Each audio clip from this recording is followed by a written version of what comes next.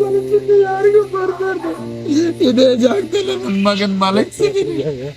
ನನ್ನ ಮಗ ಇಲ್ಲೇ ನನ್ನ ಮಗಳಿಗೋಸ್ಕರ ಮಾಡಿದಂತ ಇದು ಇಲ್ಲೇ ಎಲ್ಲ ಹಾಕಿದೀನಿ. मुलाच्या कबरीला मिठी मारून रडणारा एक बाप. ही हृदयद्रावक घटना बंगलोरमध्ये घडली. चिन्नास्वामी स्टेडियम बाहेर रॉयल चॅलेंजर्स बंगलोरच्या विजयाचा आनंद साजरा करताना झालेल्या चेंगराचेंगरीत 11 जणांचा जीव गेला. या दुर्घटनेत इंजिनिअरिंगचा विद्यार्थी भौमिक लक्ष्मण याचाही दुर्दैवी मृत्यू झाला. भौमिकचे वडील बीटी लक्ष्मण आपल्या मुलाच्या कबरीला मिठी मारून रडताना दिसले. त्यांच्या डोळ्यातून अश्रू थांबत नव्हते.